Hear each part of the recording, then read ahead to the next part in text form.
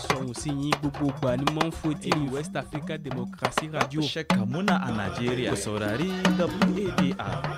Benegana ko hangadam WAD. Liberia with West Africa Democracy Radio. Je suis à Dakar au Sénégal et j'écoute la WADR 94.9 FM. Benegana wa Kilsime WADR. Les années West Africa Democracy. West Africa Democracy Radio. We are West Africa Democracy Radio. 94.9 FM. Dakar, Senegal. It's you speaking. WADR. You can listen to us on 94.9 FM in Dakar through our website www.wadr.org.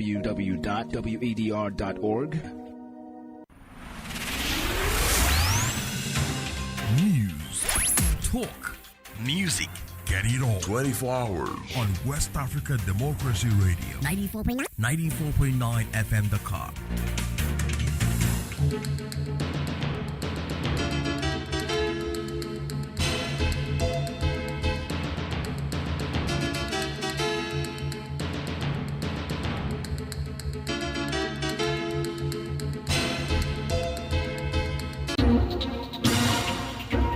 WADR.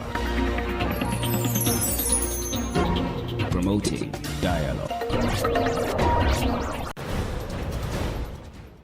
It's midday in Dakar and Banjul, 1 o'clock in Abuja and Porto Novo. Good afternoon, and many thanks for staying tuned to West Africa Democracy Radio, broadcasting on 94.9 FM and around the world on WADR.org. Welcome to Newslink. Here are the top stories. Guinean civil society election observers describe Sunday's polls in the country as calm presidential election amid low turnout. Voters had access to the polling stations in 99.32% of the census observed. The voting booths guaranteed the secrecy of the ballot, and the ballot boxes were positioned to remain clearly visible. Niger approves general mobilization plan to tackle insecurity policy focus. Benin to compensate victims of failed coup attempt, and festive cheer deemed as rising cost bite Nigerians. The economy is too high because the cost of living is too high, because if you go out with like 20 or 30 times to go and buy things in the market, you cannot even boost up some things, items that you need to buy. Details of these stories and others coming up shortly. West Africa Democracy Radio. It's you speaking. My name is Sankule Janko. We start off with news on election. Guineans went to the polls on Sunday to elect the country's next president. While the presidential election was conducted in a calm and peaceful atmosphere, observers and other CSOs noted low voter turnout at several polling stations.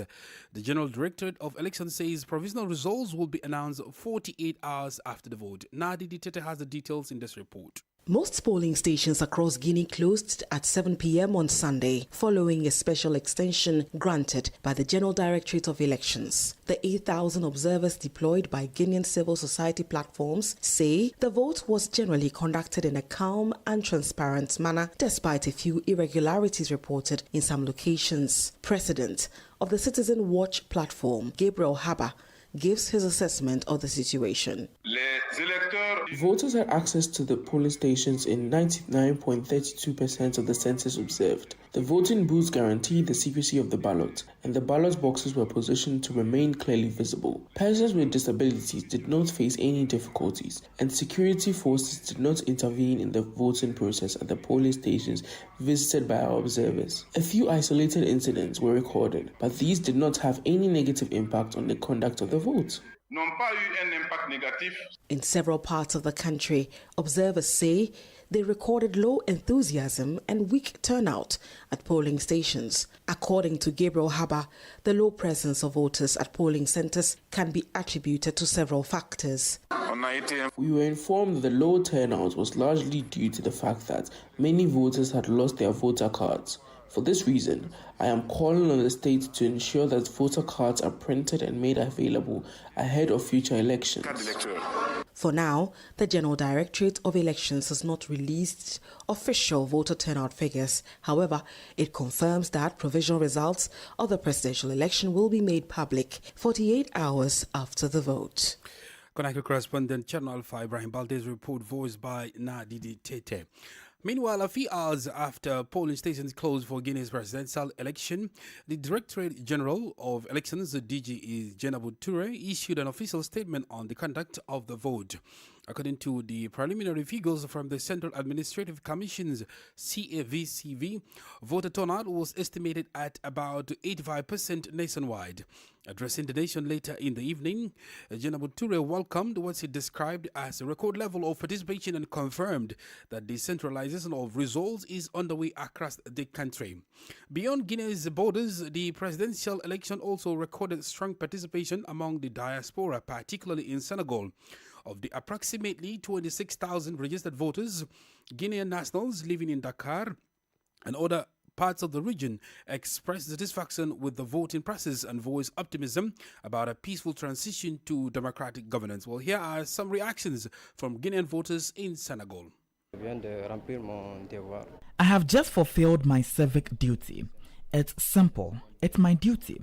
It's my right, and I'm doing it. The process is proceeding normally and calmly. To the president who will be elected, I wish him a good start to his work. We wish him happiness for the people. I just finished my vote. That is my duty. So now today is very, very wonderful day for us, for we Guinean, because we came, alhamdulillah, we finished. We came to choose our president for the future, who can lead our country civilly. What are your expectations going forward for the next president who would assume office after today's process? I think my expectation, the next new president in the Guinea, very good man and a very intellectual and a very very optimist man, exactly. Quoi pour le futur président qu'on est venu choisir aujourd'hui? What we expect from the future president is to help young people who are unemployed, to try to help them find jobs so they can work, to help us, and also the people who are a little sick in the villages. I don't know, even in the city, that they will try to find good doctors or good hospitals. They will also think about the countries, the villages within the city, and also to help us economically. As for us who are here in Senegal, well, we can say that we are suffering or we are not suffering. But if the new president we came to choose today has tried to remind us that there are also Guineans living in Senegal, we will try to take a look at them. Those were some reactions from Guinean voters in Dakar, Senegal. In Côte d'Ivoire, the results of Saturday's legislative elections are still awaited. Following the compilation of votes, the Independent Electoral Commission say is now tallying ballots nationwide. The results are expected to be announced early this week. For the opposition, the key stake in these legislative elections is to prevent the ruling party from securing an absolute majority. Francis Boniface has the rest of the story. After compiling votes from 25,000 polling stations across the country, the Electoral Commission is now calculating the figures obtained by each political camp ahead of the official proclamation of results expected by Wednesday. Over the weekend, the president of the CEI announced on Ivorian national television the provisional voter turnout for the legislative polls. The turnout has been revised downward compared to the previous election when nearly 37% participation was recorded. Ibrahim Koulibaly Kwibie, president of the Independent Electoral Commission. Overall, the voting process went well and remained calm, and we can be generally satisfied with how the polls were conducted. Regarding voter turnout, it is very important to note that outside presidential elections, participation is usually moderate. For now, turnout stands at 32.34%, which is broadly in line with past trends. This figure is expected to rise as the process continues. On the overall conduct of the vote, the CEI has expressed satisfaction despite what it described as isolated incidents that were reported. As a reminder, more than 2,700 main and substituted candidates are contesting 255 seats in the National Assembly. The opposition's objective remains to prevent the ruling party from obtaining an absolute majority. Independent candidates, who are numerous in this election, are seeking to secure at least 8 seats in order to form an independent parliamentary group. Francis Boniface with that report. More stories coming up on West Africa Democracy Radio. Newslink continues. Well, the Beninese government has approved a compensation package for individuals and businesses affected by the failed December 7, 2025 coup attempt as authorities move to address the material and economic fallout from the incident. The decision was taken at an extraordinary cabinet meeting held on Friday, December 26, following an assessment of the damage caused by the unrest. Abdullah Hassan reports. According to the final communique issued after the meeting, the compensation will target both individuals and corporate entities whose properties were damaged during the unrest. This includes shops and businesses forced to suspend operations, private vehicles vandalized or destroyed, as well as damage to public buildings and critical infrastructure. President Patrice Talon has instructed the Ministries of the Interior, Justice and Economy to work jointly to design and operationalize the compensation mechanism. The ministries are expected to establish clear guidelines, define eligibility criteria, and set up a transparent system for receiving, verifying, and processing claims. Government says the compensation exercise is aimed at easing the financial burden on affected victims, restoring confidence among investors and citizens, and reinforcing the state's commitment to the rule of law. Authorities have also reiterated that investigations into the attempted coup are ongoing and that all those found culpable will face the full rigors of the law as Benin works to safeguard peace and constitutional order. Abdullah Hassan with that report. Here in Senegal, the Popular Republican Party PRP has announced the immediate removal of Ibrahim Jai from his position as National Secretary in charge of Finance and Logistics. The decision was taken on Sunday, December 28, 2025, following comments he made during a radio interview on RFM. In a statement signed by the party president, Déthié Fall, the PRP said Mr. Njai's remarks were incompatible with the party's official position. The party says the move is aimed at maintaining discipline and unity within its ranks in line with its internal regulations. Party executives have been directed to ensure the immediate enforcement of the decision. During the interview, Mr. Njai criticized the governing PASTEF party, raising concerns about governance, the cost of living, economic management, and the appointment of public officials. Elsewhere, former Liberian President George Weah has voiced the strong criticism against the current administration, alleging that it is infringing upon the constitutional rights of citizens to protest. In an address Sunday, days after he returned to the country, the former Liberian president drew a stark contrast between his administration's approach to public demonstrations and what he perceives as the current government's suppression of dissent. George Weah referenced past demonstrations, including instances where protesters were permitted to gather near government facilities, even with children present, as evidence of his commitment to protecting civil liberties. He further cautions against repeating past incidents of suppression and harassment. WDR's Monrovia correspondent Abraham Parker reports.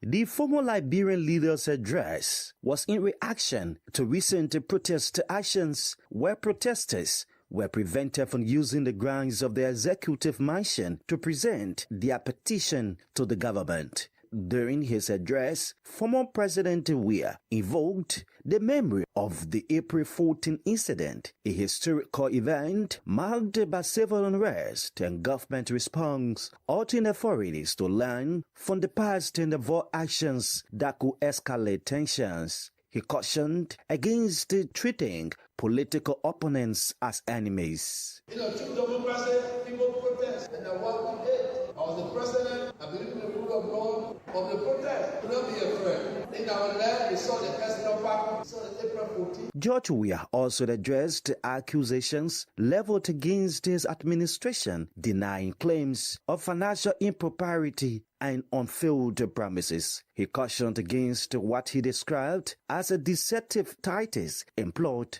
by political rivals, urging citizens to critically assess information disseminated through the media. The former Liberian president, however, expressed hope for Liberia's future, calling for unity, adherence to the rule of law, and a commitment to the peaceful resolution of conflicts. For Newslink on WADR, Abraham Parker, Monrovia. In Niger, the Council of Ministers has adopted a draft ordinance issued by the presidency on the general mobilization for the defense of the nation. Under the new measure, the state is empowered to mobilize Nigerian citizens as well as their property to reinforce efforts to combat insecurity across the country. However, Nigerian human rights organizations have raised concerns about the move, warning of possible excesses and human rights violations. They are arguing the authorities to clearly define and regulate the scope of the general mobilization, particularly through the implementing decree expected in the coming days. When Kani Abdullahi, a Nigerian human rights defender, joined us during the guest interview for more analysis. You're listening to Newslink on West Africa Democracy Radio, 94.9 FM from Dakar and around the world on wadr.org. Here is a reminder of our top stories. A Guinean civil society election observers describe Sunday's polls in the country as calm presidential election amid low turnout. Niger approves general mobilization plan to tackle insecurity policy focus. Benin to compensate victims of failed coup attempt. Still ahead in the news, festive cheer deemed as rising cost by Nigerians. We do have a press review, guest interview, and sport news. Please stay with us. Fresh and breaking news all the time. Hear it first as the news breaks, only on West Africa Democracy Radio. Newslink continues. Well, Burkina Faso has formally adopted its 2026 national budget valued at more than 3,400 billion CFA francs, with defense, health, and development identified as key priority areas. Authorities describe the budget as one aimed at consolidating security gains while driving social and economic development. The 2026 state budget was adopted last Friday and has been described by government as a budget of action and development. More details from Christopher Atichu. The proportion of the national budget allocated to defense and security will decline from 27% in 2025 to 24% in 2026. In monetary terms, this represents more than 707 billion CFA francs. According to the Minister of Economy and Finance, Abubakar Nakanabo, the 3% reduction is the result of the significant strengthening of the defense and security forces in recent years. Over the past 2 years, there has been significant investment in equipping our forces. The process is continuing, although not at the same pace. While the allocation has decreased in percentage terms, overall, resources have increased substantially, meaning there is no reduction in absolute terms. We can therefore say that the reconquest of the territory remains the top priority and all necessary efforts will be made to ensure it is achieved. In 2026, more than 361 billion CFA funds will be allocated to the health sector, while education will receive over 800 billion CFA funds. The rural sector, which covers agriculture and livestock, has been allocated more than 161 billion CFA funds. Minister Nakanabo says these allocations reflect the government's commitment to action and development. The 2026 budget was prepared in a context that prioritizes the continued reconquest of the territory alongside economic recovery. It also seeks to strengthen ongoing efforts to achieve food self-sufficiency and ensure the effective development of human capital. Overall, Burkina Faso's 2026 budget statement stands at more than 3,400 billion CFA francs. Christopher Atichu with that report. Now, as Nigerians marked the Christmas and inched towards the New Year festivities, the usual excitement was muted for mmany households grappling with rising food prices and high transportation costs. WADR's Usman Omar in Abuja reports that across major cities, the harsh economic reality forced the families to scale down celebrations or abandon travel plans altogether. For many Nigerians, the festive season is traditionally a time for reunion, travel and shared meals. But this year, in many homes, soaring living costs turned what should have been a period of joy into one of restraint and difficult choices. Across motor parks in Abuja, transport fares surged as demand increased, putting intercity travel beyond the reach of many families. At the same time, the prices of basic food items such as rice, poultry, cooking oil and grains rose sharply, forcing households to rethink their festive menus. Some residents say they had no option but to stay back in the cities, while others cut celebrations to the bare minimum. Emeka and Taiwo, who spoke to West Africa Democracy Radio, say the high cost of transportation and food items made traveling home and celebrating properly almost impossible this year. The economy is too high because the cost of living is too high, because if you go out with like 20 or 30 times to go and buy things in the market, you cannot even boost up some things, items that you need to buy. Christmas celebrations, we really get it very difficult because of the situation of the country. Despite the prevailing hardship, a few Nigerians remain cautiously optimistic. Tosin believes the challenges of the past year could give way to better economic conditions ahead, expressing hope that 2026 will bring relief to struggling households. Than this year, should be much better, and things should be better than this year. Things are so expensive and the cost of living is so high. Meanwhile, economic analysts are urging Nigerians to spend cautiously during festive periods. They warn that excessive spending under economic pressure often leads to what they describe as self-inflicted poverty, a situation where families start the new year burdened by debt and financial stress.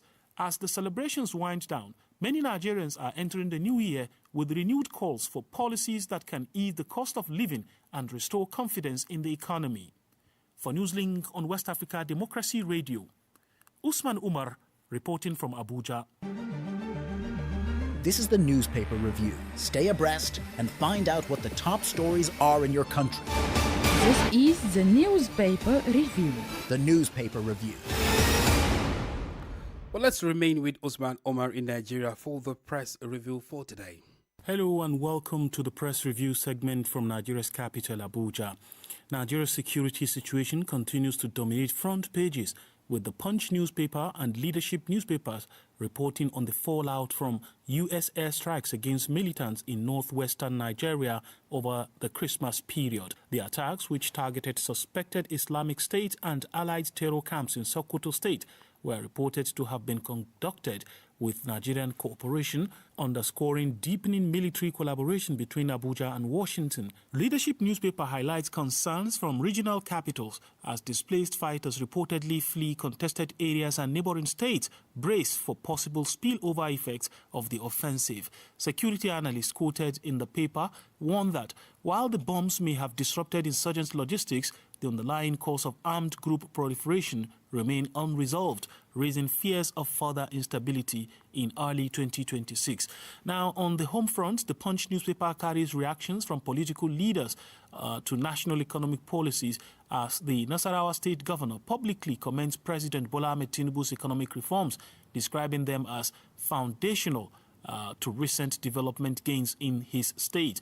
Meanwhile, Daily Trust headlines report an alarming incident in Gombe State where a security guard allegedly killed a colleague at the government house in Gombe City, a story that has sparked questions about workplace security protocols and employee welfare in government establishments. Now, across the newspapers, Nigeria's proposed 2026 federal budget also features prominently. International reports picked up in several dailies note that the government is projecting a budget deficit of around 4.28% of GDP as part of a broad fiscal plan aimed at sustaining investment in infrastructure, security, health and education, while managing debt and supporting growth. In social and political commentary, leadership includes reflections on the major events that shaped Nigeria in 2025, signaling a year marked by power struggles, economic pressure and heightened public discourse on governance. And that's the much we have for you on this segment as I return you back to the studios. Many thanks, Usman Omar, for the press review. Politics, analysis on major news, social matters and all. This is a guest. Well, in Niger, the Council of Ministers has adopted a draft ordinance issued by the presidency on the general mobilization for the defense of the nation. Under the new measure, the state is empowered to mobilize Nigerian citizens as well as their property to reinforce efforts to combat insecurity across the country. However, Nigerian human rights organizations have raised concerns about the move, warning of possible excesses and human rights violations. They are urging the authorities to clearly define and regulate the scope of the general mobilization, particularly through the implementing decrees expected in the coming days. Well, Kani Abdullahi, a Nigerian human rights defender, joins us for more analysis. Il faut d'abord dire que dans toutes les constitutions du Niger qui a existé, throughout Niger's history, the constitution has always defined Nigerians as capable of defending, at least within the framework of defending the integrity of the territory, implying that every Nigerian is a potential soldier in the defense. This was also reiterated in the Charter of Refoundation following the national consultations. This is precisely why, even before entering public service, every Nigerian must obtain what is called a military service certificate. From the perspective of the right to self-determination, this is not excellent, but the conditions under which the decree will be implemented are perhaps what we need to wait and see. We don't know under what conditions it will be done. Will they call upon people who are critical of the situation, who will be requisitioned to go into the country, or those who have already completed military service in case of need, or those who, within the framework of military positions, will be called upon? That is what we expect to see in what will be the implementing decree. ce qui va être le décret d'application de l'ordonnance. From the decree, did Niger really need to resort to this in the fight against insecurity? The insecurity that has been shaking the country for 10 years now. L'autorité a plus d'informations que je n'en dispose. The authorities have more information than I do, but as things stand, I can't definitively say whether they need to requisition citizens' property for defense, since 1% of the 1% allocated to the Solidarity Fund is deducted from all Nigerian civil servants' salaries. It falls within this framework. From my perspective, that's sufficient to proceed to this stage.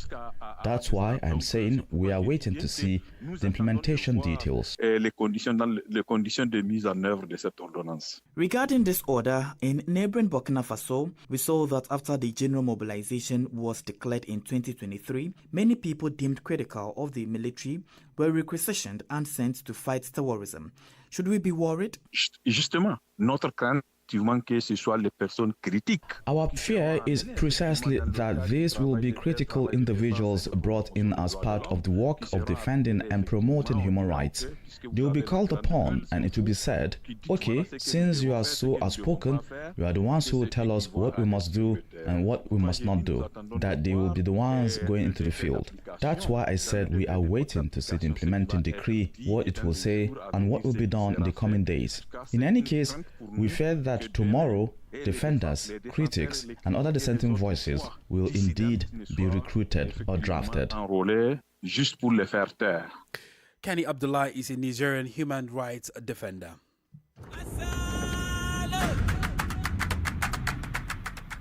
Well, of course, when you hear that sound, you know it's about time we discuss a little bit about the African Cup of Nations Morocco 2025. And with me in the studio is my colleague Christopher Atijo, who is here to give us the latest updates and the fixtures for Game Day 3, which begins today, Monday. Christopher, welcome. Absolutely, Sankole. Thank you very much for having me. And of course, the final round of the group matches at AFCON 2025 gets underway today, with qualifications still wide open and late drama firmly on the menu. Only Egypt, Nigeria, and Algeria are already through. Everyone else faces a decisive final test. And of course, Monday brings immediate tension with simultaneous kickoffs. Host Morocco top Group A, but are still yet not safe, with Mali, Zambia, and Comoros still in the hunt. And Group B, Egypt are through, but South Africa, Angola, and Zimbabwe are locked in a tight battle behind them. Also, the pressure continues on Tuesday as Nigeria, already qualified, meet Uganda, with Tunisia while Tunisia must actually deliver against Tanzania with no room for error. And also in Group D, it is finally poised as Senegal and DR Congo level on a point, and Benin still very much in the contention. And of course, you talked about today's fixtures as well. So Monday, December 29, as at 4 p.m, Angola will be taking on Egypt. Zimbabwe would also be taking on South Africa. And then also Zambia would also be taking on Morocco. And Comoros will be taking on Mali, who they are yet to have their very first convincing win. Of course, and be assured that we'll give you all the results in tomorrow's African special here on WADR. Thank you very much, Christopher. I teach you for the sports. Well, we've come to the end of this edition of Newslink from West Africa Democracy Radio, broadcasting from Dakar, Senegal. Thank you for listening, and many thanks to Mustafa Sek and Ismaila Kamara for the technical assistance. Do interact with us via social media platforms X, formerly Twitter and Instagram at WDR, and on Facebook, West Africa Democracy Radio English Service. Coming up at the bottom of the hour is our health program, Walbody with Imo Edit. I am Sankule Janko. Good afternoon. And many thanks to you for listening to Newslink via Hot 104.3 FM, New Me FM 94.0, Hilltop Radio 104.7 FM, and Veritas Radio 102.9 in Banjul, the Gambia. We also appreciate our listeners in Liberia via Alternative Youth Radio 98.9 FM, Lofa County, Radio Kagama 94.5 FM, Nibe County, DCN Radio 91.3 FM, Riverside County, Wakat FM Radio, Banga, Liberia, Radio Gulf FM 91.3 Sierra Leone in Nigeria, and Love 104.5 FM Abuja. For you listening via Radio Pad 95.1 Damango, Savannah region, and on Royals FM 104.7 Wenchi, Ghana, we say a big thank you. Remember, West Africa Democracy Radio is all about you, your views, and your opinions.